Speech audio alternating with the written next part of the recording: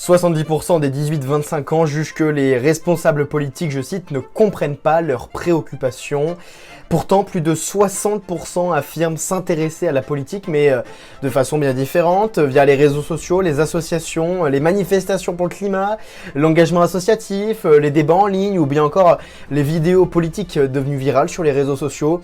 Alors, comment est-ce qu'on peut expliquer ce fameux paradoxe entre on ne s'intéresse pas, mais on s'intéresse d'une autre façon à la politique? Et pourquoi est-ce que les jeunes ils se méfient autant de la politique tout en continuant à s'y intéresser?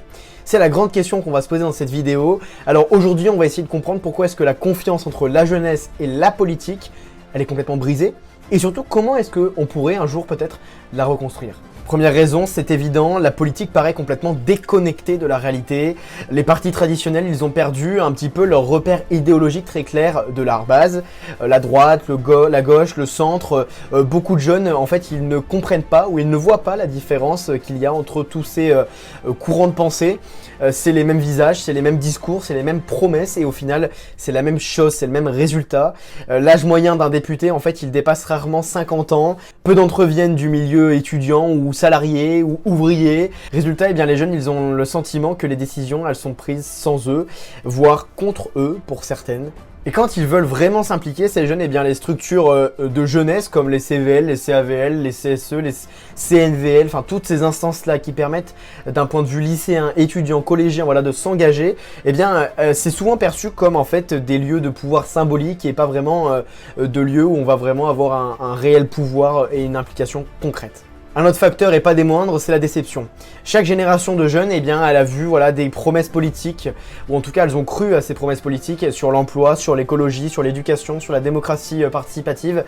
Tout ça, c'est en fait des idées pour lesquelles elles se sont battues, mais au final elles ont été abandonnées ou en tout cas vidées de leur sens une fois que les élections sont passées.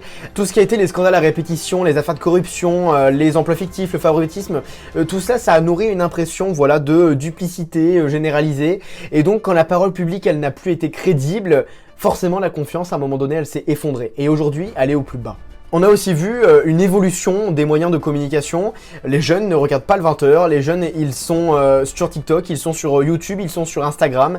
C'est là qu'ils vont découvrir la politique, mais sous une forme absolument et radicalement différente. Les extraits d'élus qui s'engueulent, les punchlines sortis de leur contexte, les discours absolument polarisés avec deux extrêmes, le noir et le blanc ou le blanc et le noir, tout ça crée une vision cynique et absolument caricaturale de la politique et du débat démocratique tout simplement. Mais attention, il faut bien comprendre que je ne suis absolument pas contre les réseaux puisqu'ils ne sont pas uniquement négatifs, c'est un fait, c'est factuel. Les réseaux ne sont pas négatifs entièrement, ils ont permis à une nouvelle génération d'influenceurs d'émerger.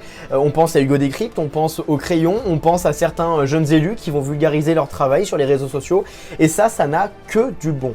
Les jeunes, en fait, ils veulent trois choses. Ils veulent de la clarté, ils veulent du concret et ils veulent de l'authenticité, ce que les médias traditionnels et les partis politiques traditionnels ne leur donnent pas forcément pas. Attention, contrairement à ce qu'on peut penser, les jeunes, ils ne sont pas désintéressés de la politique. Ils rejettent simplement les formes anciennes et extrêmes de la politique. Ils préfèrent les actions locales, ponctuelles, utiles. On pense à organiser des collectes, défendre le climat, créer une association, faire un podcast politique, tout ça. Ça existe, c'est concret, c'est réel, c'est authentique et ça, les jeunes, ils le font. On peut le voir partout autour de nous. Leur engagement, en fait, il est horizontal, il est concret, il est apolitique au sens apartisan, où on est partisan d'aucune idéologie politique. En fait, ils n'entendent plus qu'un seul chef parle à leur place, ils veulent agir directement et tous sans exception. Au final, la jeunesse, elle veut une démocratie et une politique qui soit d'abord plus transparente, qu'on dise la vérité même si parfois ça peut déranger, une politique et une démocratie plus participative, où on va vraiment la consulter réellement par la voie peut-être des référendums, des RIC, des RIP, tout ça, et puis enfin une politique beaucoup plus humaine, avec moins de posture et beaucoup plus d'écoute, sans engueulade dans le débat public sur les médias sociaux, comme on peut le voir souvent entre deux personnalités politiques, c'est assez assez déprimant à voir. Si les responsables politiques, ils acceptent de parler avec les jeunes et non pour eux, et bien là, peut-être que la confiance un jour pourrait revenir. En tout cas, c'est ce que beaucoup espèrent. En tout cas, en conclusion, il est vraiment clair que les jeunes, ils n'ont absolument pas tourné le dos à la politique. Simplement, ils ont changé leur manière de la vivre. Ils veulent plus des beaux discours, ils veulent des preuves, du concret et de la cohérence. C'est à peu près le b.a.-ba de ce qu'on demande. La crise, donc, elle n'est pas celle de la jeunesse, mais celle de la représentation. Si on veut réconcilier d'un côté les jeunes et de l'autre la politique, il va peut-être falloir commencer par une idée absolument centrale et simple, leur redonner la parole. Merci à vous.